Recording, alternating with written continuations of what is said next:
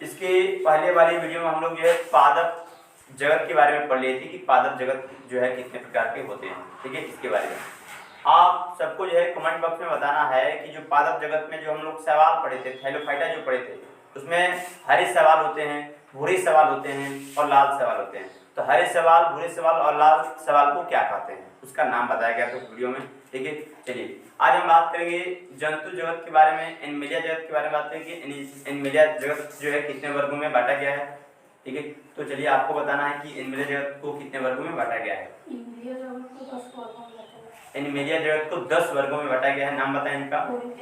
ओरिफेरा, Coelenterata, Platyhelminthes, Nematoda, Annelida, Arthropoda, Mollusca, Echinodermata, Protochordata और Vertebrata. ये 10 जगत हैं इसके, 10 जगत हैं बल्कि 10 संघ है इसके, 10 वर्गों में इसको बांटा गया है। ठीक है, चलिए इसमें से हम लोग ये जो प्रथम इसका जो संघ है जिसका नाम है पोरीफेरा। हम लोग पोरीफेरा में जानते हैं कि पोरीफेरा में किस तरह के जो है जीवों को रखा गया है। चलिए आपको बताना है कि पोरीफेरा में किस तरह के जीव रहते हैं। पोरीफेरा जो शब्द है इसका अर्थ है क्या है, अर्थ छिद्रिक्त जीवधारी, मतलब कि इनके अंदर ऐसे जीव आते हैं जिनका शरीर जो है छिद्रिक्त होता है। ठीक है, बहुत बढ़िया। ये अचल होते हैं बाबू। कैसे होते हैं? अचल मतलब चल नहीं सकते हैं, आप कहीं ना कहीं चिपके रहेंगे। याद करिए सुन सुन के आप लोग। ठीक है, ये कहीं ना कहीं क्या होते हैं, चिपके रहते हैं। ठीक है, अचल होते हैं। बहुत अच्छा।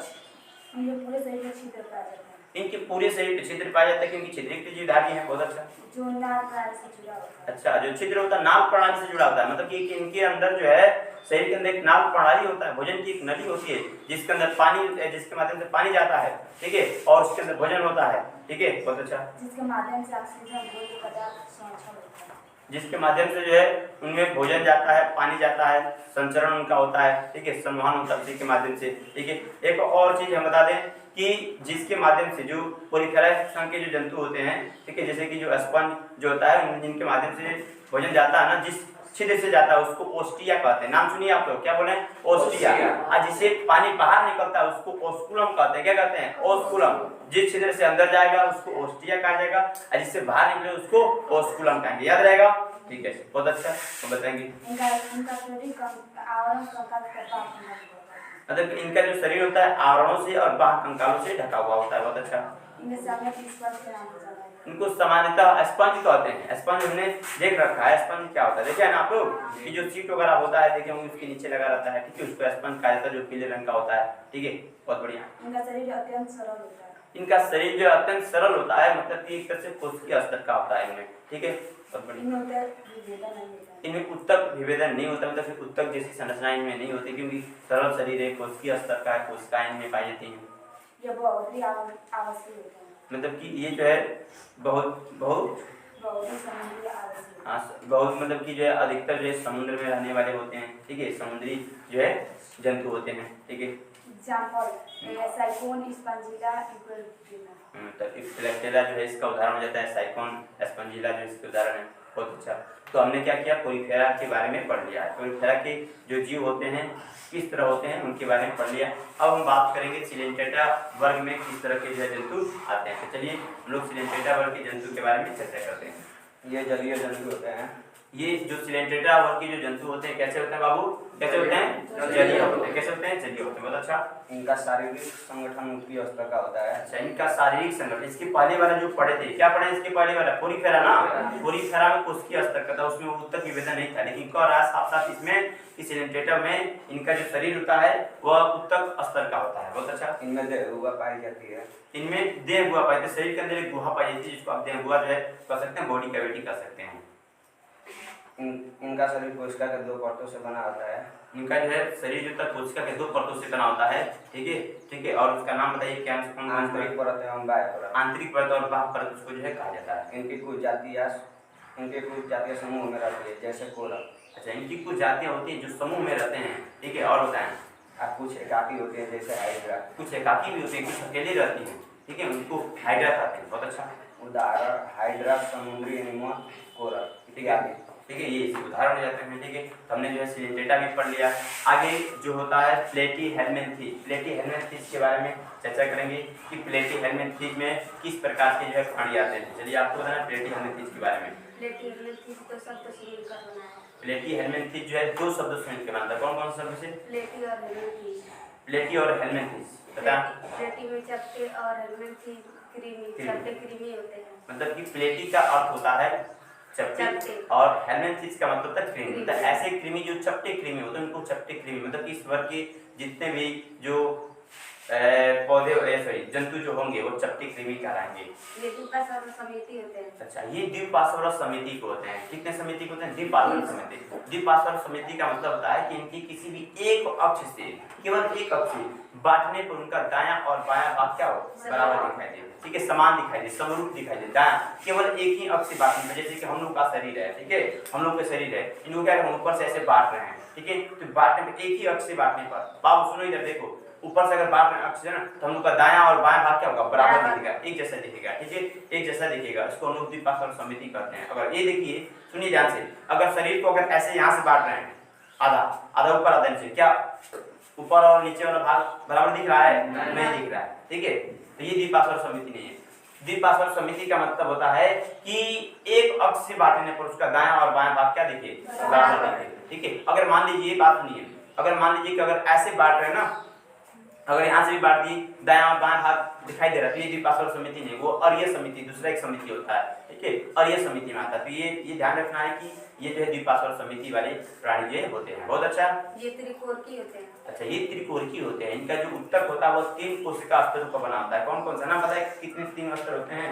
एक्टोडर्म होता है, मेसोडर्म होता है और इंडोडर्म होता है। 3 परतें इसके अंदर होती हैं। बहुत अच्छा, इनमें कुछ अंग पाए जाते हैं। इनमें कुछ अंग पाए जाते हैं। इनमें कुछ अंग की संरचना जैसे पाई जाती है। ठीक है, इनमें वास्तविक देहगुहा का अभाव होता है। इनमें वास्तविक देहगुहा जो है इनमें नहीं पाया जाता है। बहुत अच्छा, इनका शरीर पृष्ठधारी और चपटा होता है। इनका शरीर जो है पृष्ठधारी और चपटा होता है। शुरू में ही पढ़ा हमने कि प्लेटी हेलमिंथेस थी, प्लेटी का होता है चपटा। बहुत अच्छा, उदाहरण बताएं। लेनेरिया, लिवर फ्लूक इत्यादि। लेनेरिया, लिवर फ्लूक इत्यादि इसके जो उदाहरण हो जाते हैं। बहुत अच्छा बताएंगे। ठीक है, इसके बाद से चलते हैं अगले प्लेटी हेलमिंथेस के बाद से क्या हम लोग पढ़ेंगे? नीमोटोडा। नीमोटोडा संघ में जो है देखते हैं कि किस प्रकार के जो है जंतु आते हैं। तो बाबू एकदम आराम से बताना, कोई जल्दी नहीं है। ठीक है, बताइए। ये द्विपार्श्व समिति वाले होते हैं। अच्छा, ये द्विपार्श्व समिति होता है। हमने द्विपार्श्व समिति का अर्थ बताया ना? ठीक है, ये त्रिकोणीय जंतु है। अच्छा, त्रिकोणीय जंतु है। अभी हमने बताया कि त्रिकोणीय जंतु जो होते हैं उनके उत्तक स्तर 3 स्तरों का बनाता है, एक्टोडर्म, मेसोडर्म और इंडोडर्म। ठीक है, हाँ, बहुत अच्छा। इनका शरीर बेलनाकार होता है। इनका शरीर जो है बेलनाकार होता है, बेलन की तरह दिखाई देता है। बहुत बढ़िया। इनके देहगुहा कुटुसिलोम कहते हैं। अच्छा, इनके देहगुहा जो होती है, बॉडी जो गुहा होती है ना, उनको हम लोग कुटुसिलोम नाम दे दिया जाता है। इनमें उत्तक पाए जाते हैं। अच्छा, इनमें उत्तक पाया जाता है। बहुत अच्छा। अंग तंत्र पूर्ण विकसित नहीं होते हैं। अंग तंत्र पूर्ण विकसित नहीं होता है, क्योंकि भाई इसके पहले वाले देखिएगा, इसके पहले वाले जो प्लेटी हेलमिंथेस पढ़ा है उसमें कुछ अंग पाए जाते हैं। ठीक है ना, इनमें जो है अंग तंत्र पूर्ण विकसित नहीं होता है। मतलब कि एक तरह से हम लोग अंग तंत्र की तरफ बढ़ रहे हैं, जटिलता की तरफ बढ़ रहे हैं। पहले कोशिकीय अवस्था था, उत्तक अवस्था था, अंग पाए गए, अब अंग तंत्र की बात हो रही है। मतलब कि थोड़ा बहुत इनमें जो पूर्ण विकसित नहीं होगा, लेकिन थोड़ा बहुत विकसित होगा। ठीक है, बहुत अच्छा। ये परजीवी होते हैं। ये परजीवी होते हैं। परजीवी मतलब क्या होता है? परजीवी मतलब क्या होता है? उधर से कोई बताए परजीवी का मतलब? आप बताइए, खड़े रहिए, आप बोले। हाँ, खड़े रहिए आप। देखिए, परजीवी का मतलब क्या होता है?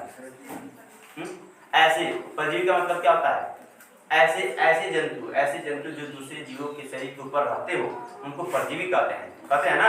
हाँ, परजीवी अंत परजीवी हो सकते हैं, बाह्य परजीवी हो सकते हैं। ठीक है, ये दूसरे जीवों को रोग उत्पन्न करते हैं। हाँ, दूसरे जीवों को रोग उत्पन्न करेंगे। मान लीजिए आपके शरीर के ऊपर कोई जीव रहे तो आपको बीमारी होगा कि नहीं होगा?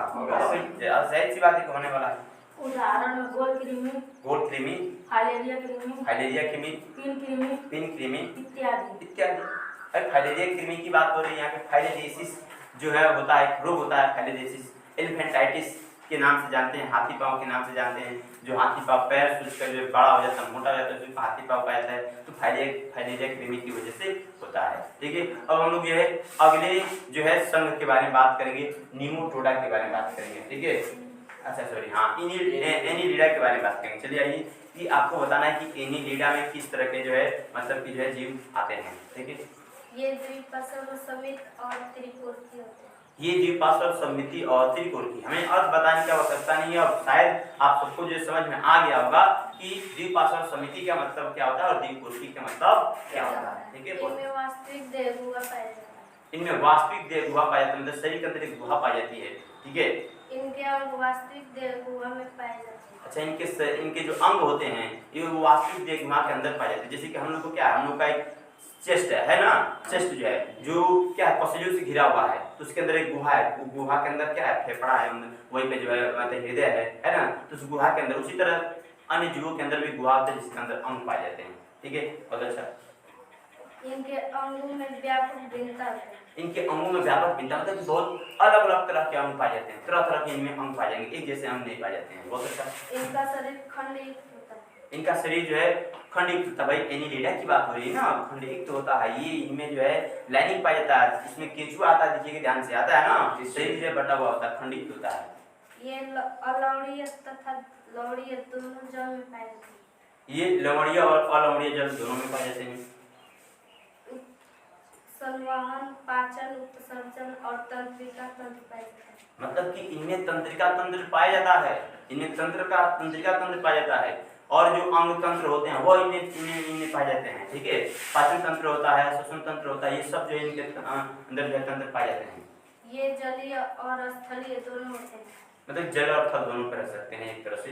उदाहरण में केचुआ, नेरिस, जोंक इत्यादि। मतलब कि केचुआ, नेरिस और जो इसके इत्यादि होते हैं। ठीक है, नेरिस, केचुआ, जोंक जो होती है ये इसके अंतर्गत आने वाले होते हैं। अच्छा, एक और हम बात बता दें कि जो एनिलिडा होता है, एनिलिडा में जो परिसंचरण होता है, रक्त परिसंचरण, वो खुला प्रकार का होता है कि बंद प्रकार का होता है, पता है? बंद प्रकार का होता है। कैसा होता है? बंद प्रकार का होता है। इनमें रक्त वाहिनियां होती हैं जिनसे रक्त का जो प्रवाह होता है, क्योंकि तंत्र की बात कर रहा है ये। ठीक है, इनमें तंत्र पाया जाता है। अगला जो है न्यूट्रस बता दिया कोई? ठीक है, अच्छा 5 हो गया।